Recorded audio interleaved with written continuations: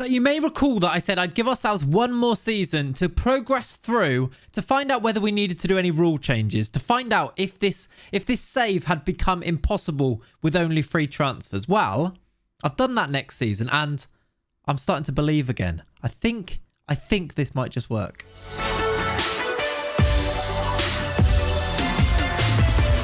Hello and welcome back to the channel. My name is Clayts and welcome back to the Plymouth save. The Plymouth save where we are only signing players on free transfers. Last episode, we had a big long discussion about whether we were stuck, whether we'd reached the ceiling for this particular save by only signing these players on the free transfers. And we discussed maybe a rule change in the future. We discussed, do we need to start bringing in loans or start to allow us to sign some players, maybe youth players? Well, I said I'd give us one more season, which is what I've done.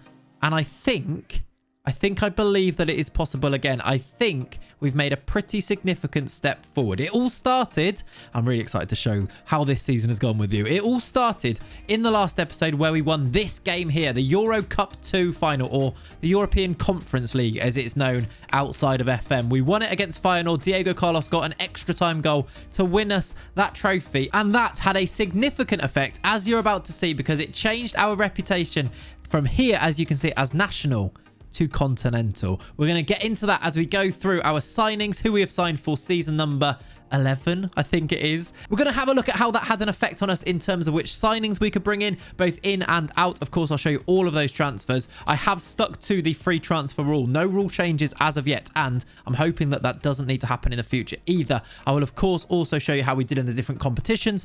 Most importantly, show you where we finish up in the Premier League in season number 11. I think we should get into it, shouldn't we?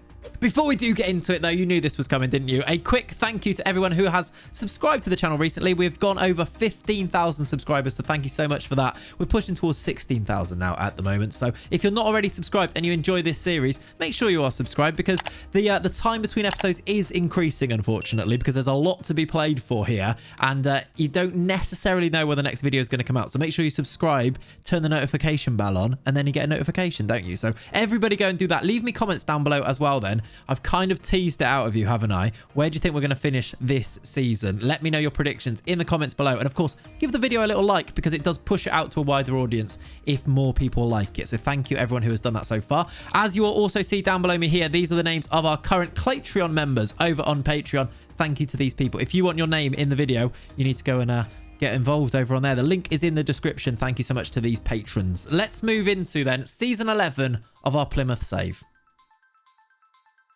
All right, then, jumping into season number 11 then. This is day one of that season. You can see that we've completed our pre-season, a pretty successful pre-season there, beating Marge on 21-0. If you went to Plymouth Uni, you know why that one's a big deal. Just getting a little bit of revenge there. Some good wins too against Hereford. We did lose our last pre-season game against Argyle, but not to worry. We kick off season number 11 with West Ham. The Premier League season preview looks like this then. So having finished, I think it was it 7th again last year? Let me check. Where did we finish our season up last year? Of course, we won that Conference League. We did finish 7th and qualify for the Europa League. We are looking now, in terms of a season preview, at 11th place, which I suppose is about right. It's probably higher than it has been, actually, in this save, because I think we've done a good bit of squad building in terms of transfers. That, I suppose, is the place we will start off. Having finished 7th last year, we are aiming, can we finish nicely in maybe 6th? Maybe aim a little bit higher. Can we break into that top 4? Of course, it's going to be really difficult, but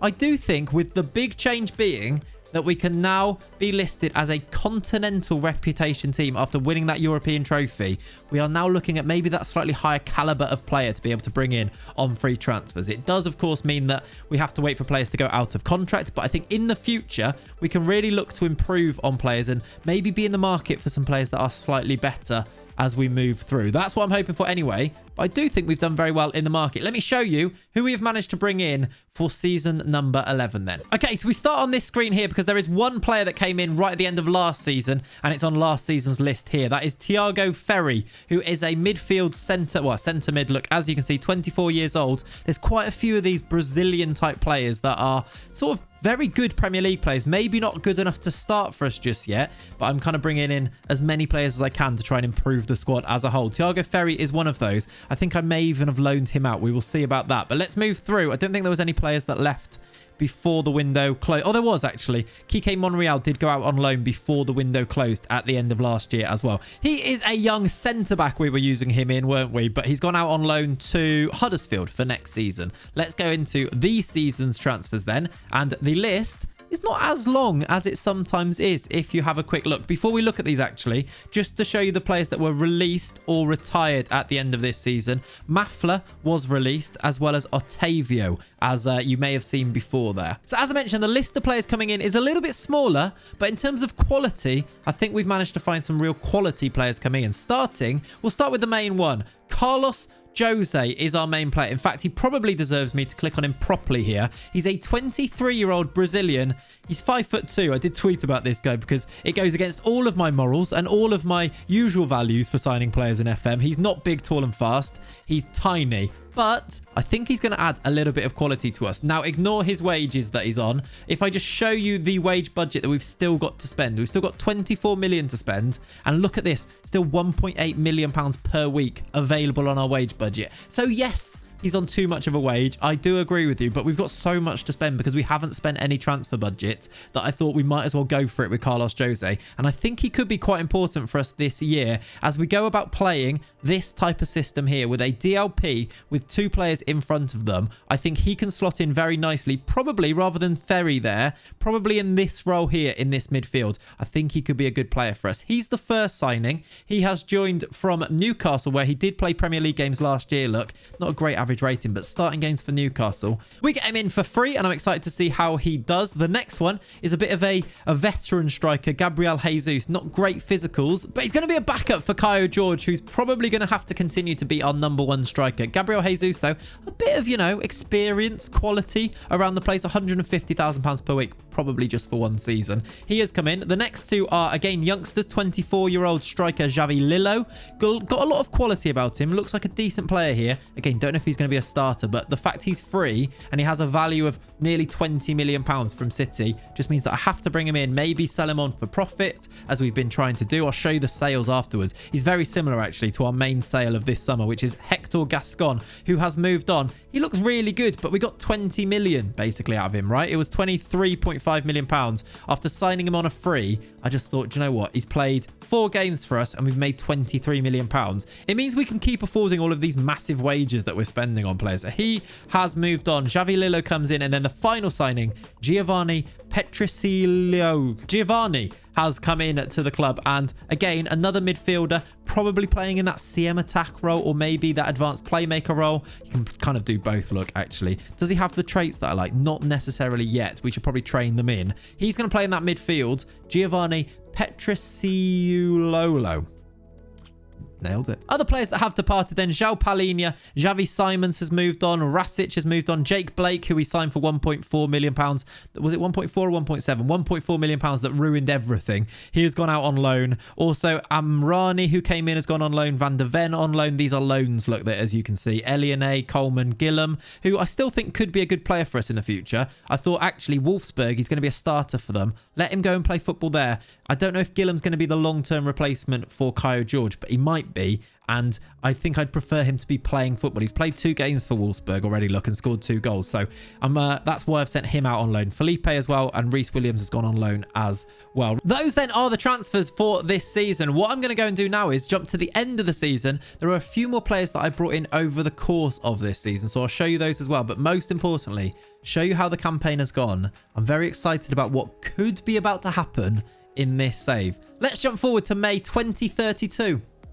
Okay, it is May, and another season here at Plymouth is in the record books. And the best thing about it is that it has been a glorious season. Have a look at this here. We have finished 4th in the Premier League. Can you see why I was so excited about this before, right? We've finished 4th behind Manchester United, Liverpool and Arsenal, above Burnley in 5th, which in itself is quite exciting, isn't it? And also then Villa, West Ham. Have a look at this for a table. Tottenham, City, Chelsea in 10th, 11th and 12th in the Premier League. But most excitingly, Plymouth Argyle are Champions League bound next year. We have gone to that next level, which we talked about so much because we've had a fantastic season. I will show you those results now and how it has ended up with us finishing 4 points clear of 5th in our best ever finish. 4th in the league we're going to be playing Champions League football next year. I'm already excited to go and play through next season and get it recorded to share with you. This save is so much fun, and the fact that we're managing to do it without moving away from our values of only signing free transfers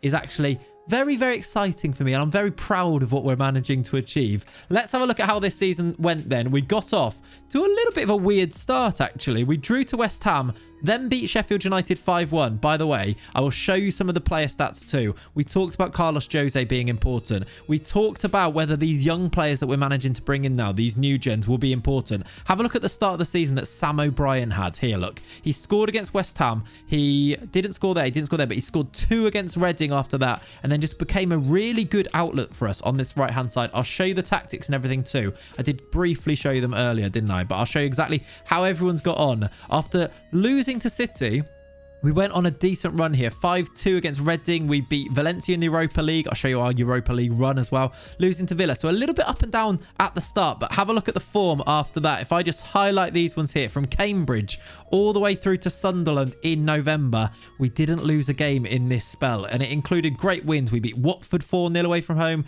We drew to Spurs 3-3 with a weird performance there. You can see Poku coming in, getting involved with quite a few goals actually in this spell too. 4-1 against Hoffenheim. We beat Ipswich on penalties. We beat Sunderland 4-0, who are back in the Premier League. It did end with a loss to Manchester United, but again, that's maybe expected. I think they are the best team in the league. They won the league, didn't they, again this year?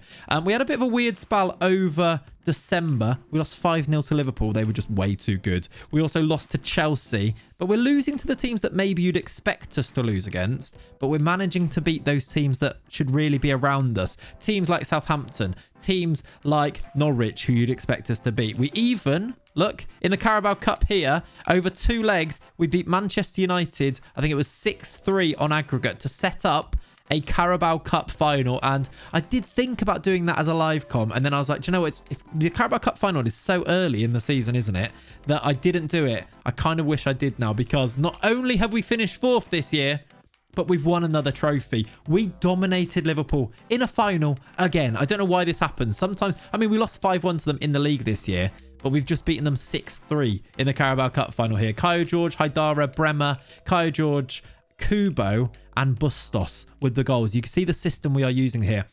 It's been mainly Poku on this left-hand side and O'Brien on this right-hand side, and both have been really, really good. You can maybe also spot some new players that have come in here. Bella Kotchap did join us on a free transfer a little bit later on into the campaign and actually played a lot of games this year. I'll show you the transfer list as well before we do continue, or the list of transfers, not the transfer list. You know what I mean though, right? We've won another competition there, which is fantastic. You see the form as we go through here. Another patchy spell in December, followed up by a really good spell of form in January. We did lose to Southampton, but then recovered. Another really good bit of form there, up to that Carabao Cup final. We did go out of the FA Cup to Brighton. We lost 2-1 to them and bounced back again, though. Have a look at this. The Europa League, we knocked out. In fact, I'm going to go to this round here because we didn't go through to the final, unfortunately. But look, we ignore that. Let's go back to the second knockout round. We beat Borussia Dortmund 7-3 on aggregate. We beat them in the Signal Iduna 2-0, look, which is fantastic. We did eventually get knocked out by RB Leipzig in the quarterfinals, though. They beat us 6-3 on aggregate. But another pretty good run in a European competition. It should mean that our reputation stays at Continental, especially as we go through and play in the Champions League next year, which is very exciting, isn't it? Hopefully, being a Champions League side, this summer we can start to sign some real superstars. At least that's what I'm hoping for. There to show you the end of the season then. After some weird rough results towards the end, we did back it up with 3 wins at the end to qualify for the Champions League. Let's just move across to this tactics page here then, so that I can show you some of the performances from some of the players. You see the tactic in its essence here, and you can see mainly some of the starters for us this season. Having a look at this number here to see how many games they actually did start for us and play. Players like Broha, look, still played 26 times and scored 15 goals. Kaio George was our top goal scorer once again, 22 goals. But Poku with 13, Sam O'Brien from the right-hand side with 15. A very important player for us now, and only becoming a better player too. Look at the value on him. We've actually got really good players at our team now, haven't we? We've come a long way from that League One Plymouth team. Poku on the left-hand side. Maybe I should go through and actually show you some of our players too. Danny Martin, by the way, is leaving the club. We'll talk about that in a second, but he's still our goalkeeper. Emerson Royale at right back with Ethan Laird playing some games too. Bremer and Diego Carlos. Now, they're both leaving in the summer. It says it here, look, Bremer is moving to Hoffenheim. He didn't want to sign a new contract. Actually scored 8 goals and was really good. Diego Carlos is finally retiring at 39 years old. He played 45 games for us this season as a 38-year-old turning 39. That's some stint from Diego Carlos. I really like him. It's a real shame to see him retiring, actually. Riquelme did continue as our left back, and he's been really good. Ugarte in front of him is our longest serving player, I do believe. He's been at the club for absolutely ages now. He's played 214 games for us over the course of like 6 or 7 seasons now, I think, Ugarte. In front of him, Jose, we talked about him before. Very good for us. Chipping in with 4 goals in the league, 8 goals all competitions, and a decent amount of assists too with 14. So the pocket rocket Carlos Jose has been really good. Amadou Haidara played pretty much every game. Sam O'Brien played 51 times this season. Poku we talked about, and then Kyle George still going strong. He's now 30 years old. Can we upgrade on him? I don't know, you know, he's still our top goal scorer every year. How many goals has he scored for us now? He scored his 100th goal for us, 193 games for Kyle George. His contract does run for another 2 seasons as well. And then on the bench, you can just see some of the other performers for us and the rest of our squad there. Let me just show you as well the transfer list, or the transfer history, because we did sign a couple of extra players too. 3 extra players in fact came in. Bella Kotchap, who I showed you before, has been very useful at the back, may well end up being a starter next year because of Bremer leaving and Diego Carlos leaving. He's only 30, is he? Yeah, he's only 30, so he's actually got a little bit of football still ahead of him, which is quite nice. Bustos is another centre-back that we did manage to bring in. Bit of a young one, actually, only 24, and got a bit of quality about him. Again, may become a starter. I wonder if we can improve on that slightly, though. And then finally, quite recently, in January, Matthew De Bono did join as well. And have a look at him for a player. A Maltese right winger. Him and Sam O'Brien are kind of competing for this role on the right-hand side, although he's left-footed. But did make an impact. Scored 5 goals for us in the league in 14 games. 7 in all competitions. Some good signings, I think, as the season went on. I did sell some more players too. Lavia went to Everton. Brandon Williams has moved on. And I think that is it, but some more loans and some free transfers and stuff in there. There are, of course, some future transfers to show you about as well. And let me show you all of this business that we've already done ready for next year. Danny Martin, as I mentioned, is on his way out of the club. We are losing him, but we were replacing him with Etienne Green and Alex Meret. Alex Meret is now 35, but as a goalkeeper, he's a very good goalkeeper. He joins us, and then Etienne Green is going to be our backup goalkeeper. Don't ask me how I'm going to register these players, because the answer simply is I don't really know. But at least there's some good players coming into our club. Bremer, as we talked about, is leaving. So is Diego Carlos. But Jean-Claire Todibo is going to be joining us, who is 32 years old and still has plenty of ability about him. So he will probably start maybe alongside Bella Kotchap, maybe if we can bring in other players as well. Joshua Mounier is one of those other players, another centre-back who looks quite good, joining from PSG. And then Van der Black is leaving. A look at this for a midfield signing. Bruno Guimarães is, of course, the Newcastle centre mid. He plays in our Hertha Brazil save too. Is joining on a free transfer at 34. Still got decent physicals. He comes in the midfield. Eliane is leaving. Kubo, we've had bids for, but he's going to stay. And we are also selling Xavi Lillo, who I only signed in today's episode, I know, but he's going for £20 million. It looks a little bit like money laundering, but do you know what? If we keep signing these players on a free and selling them for a profit, it means that this will only improve. We've got 30 million in the bank there. The projection says it's going down, but look at the transfer budgets we're being given. Look how much wage budget we've still got yet to spend. It's outrageously high. We're doing quite well, and I'm still doing those things where we are trying to improve the youth facilities and everything like that. In fact, we might be able to ask again right now. Facilities we can. I'm going to ask again. I'm doing this basically anytime it becomes available. I'm asking to improve things to see if we can get those youth intake players, etc, etc. If there is ever a youth player that looks really good for the future, I will of course let you know. At the moment, our youth intakes haven't been particularly good, and no one's really getting themselves involved with the first team squads. But I think it's exciting for where we can go from here. We're looking like a Champions League team. If we can keep ourselves in those Champions League places, give a good account of ourselves in next year's Champions League competition, and we should start to attract those really, really top players and continue to build whilst only signing players on free transfers. Maybe, just maybe, the Premier League is eventually possible. We are going to continue the story regardless, though. Thank you so much for watching today. If you've not already subscribed to the channel, please make sure you do so. If you've enjoyed today's video, please do leave a like on it as well. Let's set a target of 200 likes on today's video. That is a little bit ambitious, but I reckon you guys can do it. Thank you so much for watching, though. Have a lovely rest of your day. I'll catch you in the next one. Bye-bye.